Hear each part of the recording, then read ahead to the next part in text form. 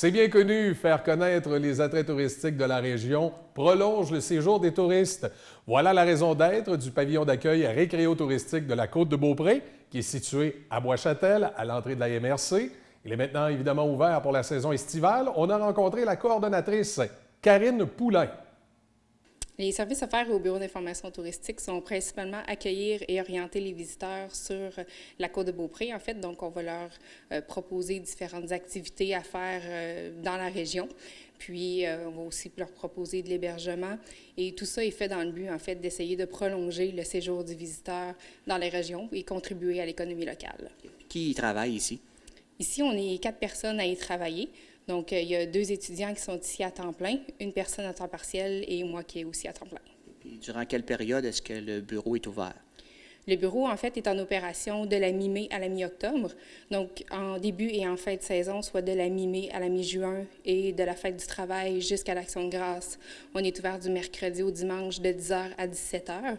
Puis, en haute période, de la mi-juin jusqu'à la fête du travail, on est ouvert 7 jours sur 7 de 9h à 19h. Combien de gens qui viennent vous visiter à chaque année? On accueille environ 8000 personnes par année.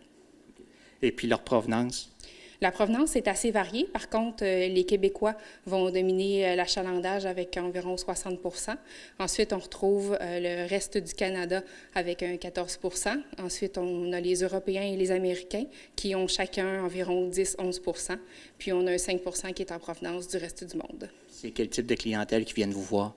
En fait, la clientèle est très variée.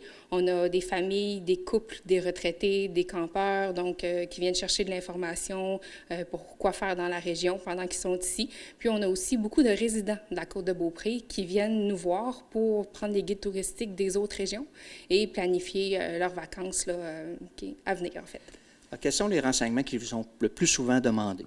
Les renseignements qui sont le plus souvent demandés, en fait, la question principale, c'est quoi faire sur la Côte-de-Beaupré. Donc, on va leur proposer les différentes activités à faire dans la région. On répond aussi à beaucoup de questions sur la direction routière. Dans le fond, comment se rendre, par exemple, à la route du Labrador ou le plus rapidement aux États-Unis. Aussi, en fait, vraiment, les questions sont variées. On répond tant pour la Côte-de-Beaupré, les environs, que pour la province également. Puis, en fait, tout ça est fait selon les intérêts et les besoins du client, mais on se fait toujours un plaisir et un devoir de rappeler quels sont nos attraits là, sur la Côte-de-Beaupré. Comme les principaux attraits, c'est sûr qu'on va penser, par exemple, au parc de la Chute-Montmorency, au canyon de Sainte-Anne, à la basilique, qui sont les gros attraits là, qui attirent beaucoup de monde dans la région. Ça fait combien d'années que le bureau existe?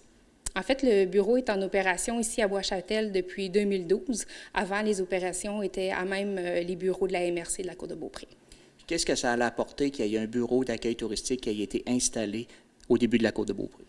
En fait, je crois que le fonctionnement du Bureau d'information touristique a contribué et contribue à apporter plus de visiteurs dans la région, à prolonger leur séjour dans la région.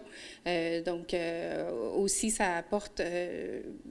En fait, la richesse qu'on trouve dans la région, si on pense à la route de la Nouvelle-France avec son cachet historique, avec les maisons ancestrales, caveau à légumes, chapelles, tout ça, c'est une route vraiment exceptionnelle qu'il faut faire. Et nous, on envoie les visiteurs sur cette route-là l'été là, pour qu'ils puissent s'imprégner du patrimoine de la Côte-de-Beaupré.